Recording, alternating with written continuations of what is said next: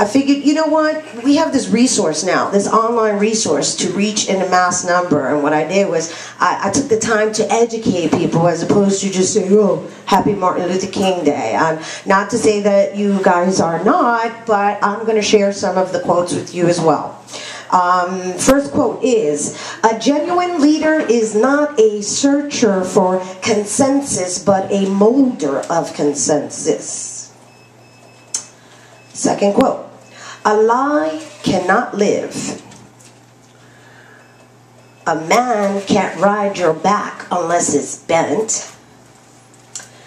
A man who won't die for something is not fit to live. A nation or a civilization that continues to produce soft-minded men purchases its own spiritual death on the installment plan. A right delayed is a right denied. A riot is the language of the unheard. All labor that uplifts humanity has dignity and importance and should be undertaken with painstaking excellence. And lastly, almost always, the creative, dedicated minority has made the world better. That's all from Dr. Martin Luther King. Now, I realize that there are men in the house, but, you know, gotta acknowledge my women who actually put this whole event together. And in honoring women, especially women in business and, you know, actually becoming entrepreneurs as well as their own leaders or creating their own leadership, I am going to be reciting this piece. Is rather long, so bear with me. It was actually written by my writing mentor. I have a few pieces here. Some are mine, but we're going to get to that later after the law presentation. Yeah, law. So this is for the women of El Bronx by Magdalena Gomez. This is for the women who have never driven a car, left their hometown, been in a plane, learned a second language, danced flamenco, sexed up with a younger man, kissed a woman, and trust nobody with their kids. For the women who would never think of straightening their hair. For women who soak dry beans and deliberately make big ow, even though they know they will be left alone to scrub the pots.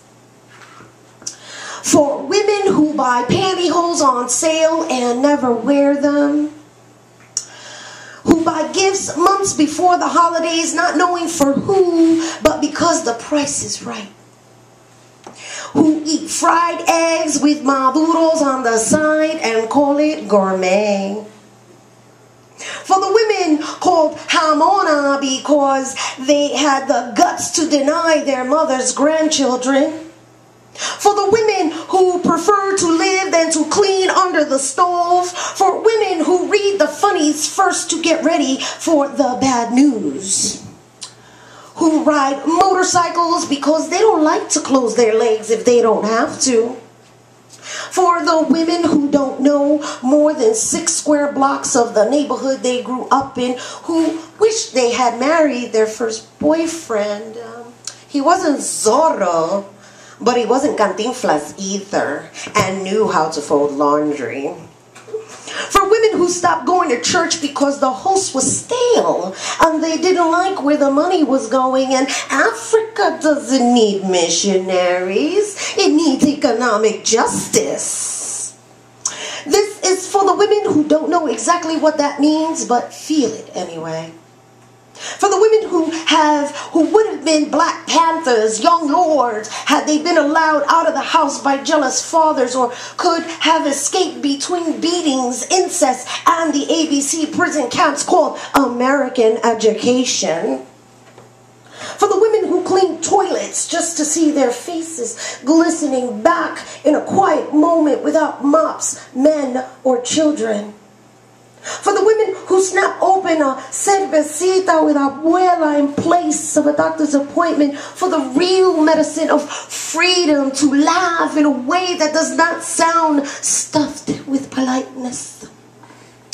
This is for the women who no longer need novelas for permission to grieve their own lives. For the women who do. For the women who wait on tables, count on change, sew labels into dresses they cannot afford. Women deserve PhDs in survival, making something from nothing. For the women whose backs are bent from 3 jobs and subsequent evictions. For the women who, like my mother, haggled the price of cherries at the Hunts Point market and got their way. For the women who made butchers trim the fat before the meat got on the scale. Now that's what I call economic justice. For the women who heal fevers with guarapo and do not believe in antibiotics or anything that is anti going into their children's bodies. For the women who can smell a lie from blocks away. For las mujeres who know that to be a mujer has more to do with wisdom than sex appeal. For women under 5 feet tall who will lift a Mack truck with their bare hands if you make the mistake of calling them shorty.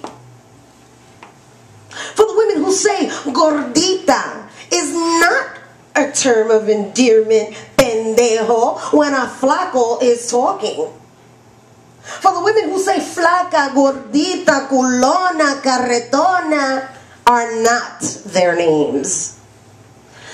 Have never been their names, will never be their names, and bone is not the only sharp thing I got on me, so back off, desgraciado, before I put you on my diet plan.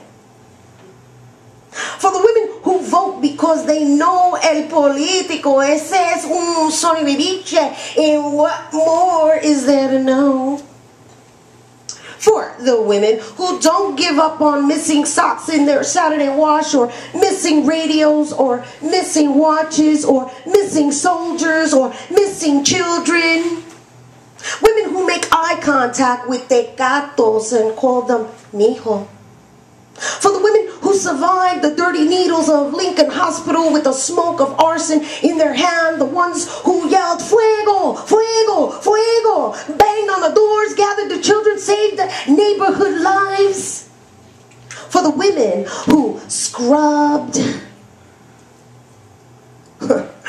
meao de gato hallways with pino y orgullo, while the super collected blowjobs in place of rent.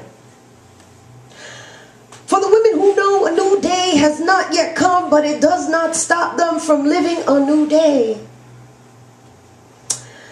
Para las mujeres who do not count losses, they know there is always enough with which to begin a revolution. El Bronx, where I learned to be a woman who can laugh even in times of sorrow.